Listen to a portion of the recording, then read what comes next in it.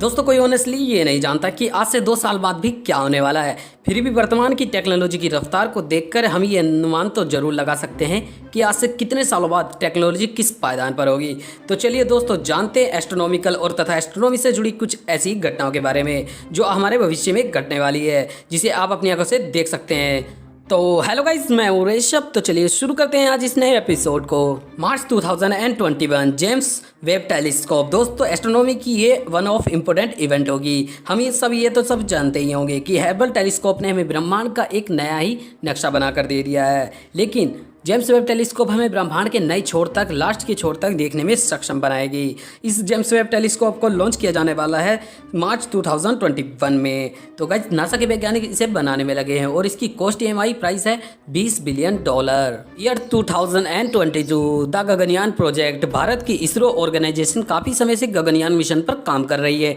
यह गगनयान मिशन भारत का पहला मानव स्पेस मिशन होगा। इसरो जहां हमारे एस्ट्रोनॉट को स्पेस में भेजेगी। दोस्तों हमारे इस गगनयान प्रोजेक्ट को रशिया और स्पेन भी सपोर्ट कर रहे हैं। इसी साल लोन मैक्स की स्पेसएक्स कंपनी मानव रहित यान मंगल पर भेजेगी। इस यान को पृथ्वी से ऑपरेट किया जाएगा और ये मंगल पर ह्यूमन पॉपुलेशन का फर्स्ट स्टेप होगा। ईयर 2025 लोन मैक्स की स्पेसएक्स कंपनी यहाँ पर अपना पहला मानव मार्स मिशन करेगी। अगर उसका 2022 का मिशन सक्सेसफुली रहा तो यह मंगल पर मानवों को भेजना स्टार्ट कर देंगे। शुरुआत में जाने वाले ये क्रू मेंबर्स होंगे, यानी आम इंसान नहीं होंगे बल्कि परीक्षित एस्ट्रोनॉट्स होंगे जो मंगल पर जाकर कई सारी जानकारियां जुटाकर अगर ये 2025 से पृथ्वी से निकला तो करीब 2027 से पहले वहां तक पहुंच जाएगा, क्योंकि पृथ्वी से मंगल तक पहुंचने में 150 से 300 दिनों का समय लगता है और ये डिपेंड करता है स्पेसक्राफ्ट की स्पीड, लॉन्चिंग टाइम, मंगल से पृथ्वी की दूरी कितनी थी। वैसे जब ये लॉन्च होता है तब इसके टाइम को कैलकुलेट करके सुनिश्चित कर दिया होगा। और अगर मान लो मानव 2027 या उसके बाद भी मार्स पर पहुंचता है तो यह चांद पर पहुंचने से भी ज़्यादा तकड़ी अचीवमेंट होगी और इंसान यह जान पाएगा कि मार्स पर हालात कैसे हैं और वहां पर मानव बस्ती बसाई जा सकती है या फिर नहीं। ईयर 2030 इस साल नासा अपने एस्ट्रोनॉट्स को मंगल पर पहुंचाएगी, यानी स्पेसएक्स कंपनी मंगल पर पहुंचने में फेल हो जाती है तो मंगल पर सबसे पहले पहुंचने का श्रेय सिर्फ नासा को मिलेगा। नासा के बाद चाइना मंगल पर इंसानों को भेजना शुरू करेगी। ईयर 2036 दोस्तों इस साल नासा एक प्रोब अल्फा सेंचुरी पर भेजेगी और इस सुपरफास्ट प्रोब को वहां तक पहुंचने में करीब 20 सालों का समय लगेगा। अल्फा सेंचुरी हमसे करीब 4.5 लाइट ईयर्स की दूरी पर है और ये प्रोब वहां के हमें फोटो भेजेगा जिन्हें हम अच्छे से जान पाएंगे और ये भी जान पाएंगे कि वहां पर एलियन लाइफ मौजूद है या फिर नहीं।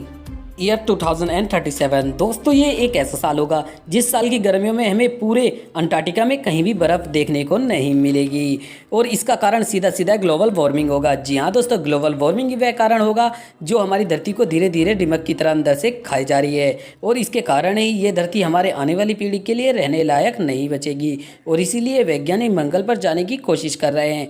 और सर स्टीफन हॉकिंस ने भी यह कहा था कि हमें इंसानों को अपनी आने वाली पीढ़ी के लिए नए एक्सोप्लैनेट्स की खोज कर लेनी चाहिए और इसीलिए इंसानियत पुलजोल से मंगल पर जाने की कोशिश कर रही है। ईयर 2050 दोस्तों अगर मंगल ग्रह पर नासा और स्पेसएक्स के सारे प्रयास सफल हो रहे होंगे तो साल 2050 में पृथ्वी से एक बहुत बड़ी स्पेसशिप मंगल पर भेजी जाएगी। इस स्पेसशिप में बहुत सारे इंसानों को मंगल पर ट्रांसफ़र किया जाएगा।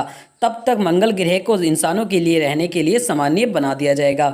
अगर ऐसा होता है तो ये मानव के लिए बहुत बड़ा कदम होगा जो ह्यूमन पॉपुलेशन पर मंगल की शुरुआत होगी और मानव बस्तियां मंगल पर बसाई जा सकती होंगी।